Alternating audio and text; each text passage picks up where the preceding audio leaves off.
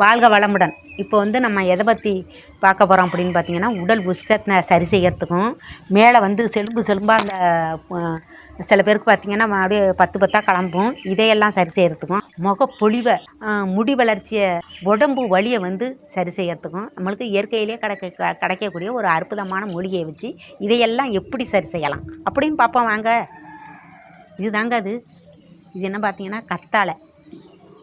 இது வந்து இந்த கத்தாழை வந்து வீட்டுக்கு வீடு இப்போ எல்லார் வீட்லேயும் இருக்குது. ஒரு கத்தாழை வச்சு வளர்க்குறாங்க. சோத்து கத்தாழை.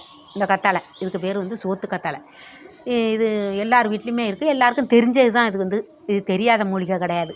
இது என்ன இப்போ எல்லார் வீட்லேயுமே ஒரு டப்பாவில் வச்சு வளர்க்குறாங்க. இப்போ எங்கள் வீட்லேயும் பாருங்கள், இந்த டப்பாவில் தான் வச்சுருக்குறோம்.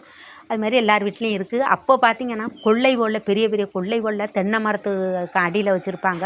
போய் தேடி பிடிச்சி பறிச்சுக்கிட்டு வரணும். ஆத்தாங்கரையில் எங்கேயாச்சும் வந்து முட்டாக மண் குமிச்சு கிடக்க பற்றியெல்லாம் அந்த இடத்துல எல்லாம் இருந்துச்சு. தேடி தான் போகணும். இப்போ தேட வேண்டியதில்லை, வீட்டுக்கு வீடு இருக்குது. மார்க்கெட்லேயும் விற்கிது இந்த கத்தாழை. இதை என்ன செய்யணும்னு பார்த்தீங்கன்னா, அப்போ உள்ளவங்க என்ன பண்ணாங்கன்னா, இந்த இடுப்பு வலி இருக்குது பார்த்தீங்களா, இடுப்பு வலி, வெட்டை சுட்டு வலி, இந்த வெள்ளைப்படுதல், இதுக்கு வந்து இந்த சோத்து கத்தாழையை பறிச்சுக்கிட்டு வந்து துண்டு துண்டாக அரிஞ்சு தண்ணியில் போட்டுருவாங்க. அதாவது அரிசி காய்ஞ்ச தண்ணியில் போட்டுருவாங்க.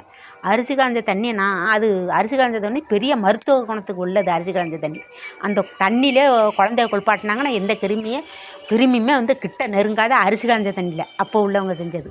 அதேமாதிரி இந்த போட்டுட்டோம்னா இதில் வந்து ஒரு மஞ்சள் ஜெல்லு மாதிரி ஒன்று வரும்.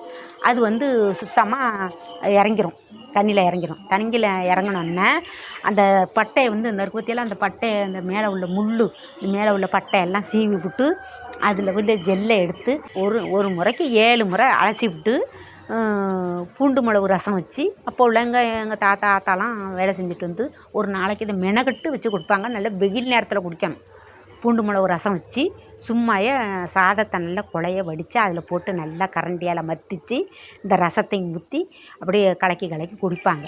ஏன்னா உடம்புக்கு நல்லது அப்படின்னு, உடம்பு நல்லா ஆரோக்கியமாக இருக்கும் அப்படிங்கிறதுக்காக குடிப்பாங்க. காலை நேரத்தில் நீராத தண்ணியில் இதை அப்படியே ஜெல்லை எடுத்து போட்டு நல்லா கரைச்சி உப்பு போட்டு கலக்கி குடித்தோம்னா வெட்டை சுட்டு வலி, இடுப்பை வலிக்குது, வெள்ளைப்படுது அப்படின்னு பார்த்தாங்கன்னா அந்த சோத்து கத்தாழை கழுவி விட்டு அதேமாரி குடித்தோம்னா சொல்லி நிப்பாட்டும். அதுக்கப்புறம் பார்த்திங்கன்னா இந்த கத்தாழையை எடுத்து நல்லா அலசி விட்டு மிக்சியில் போட்டு அரைச்சி முகத்தில் தடவிக்கிட்டு கை காலெலாம் பூசி ஒரு 1/4 மணி நேரம், ரொம்ப நாளைக்கு வச்சுக்கூட ஜனி கொண்டு போயிடும். இது வந்து ரொம்ப குளிர்ச்சியாக உள்ளது.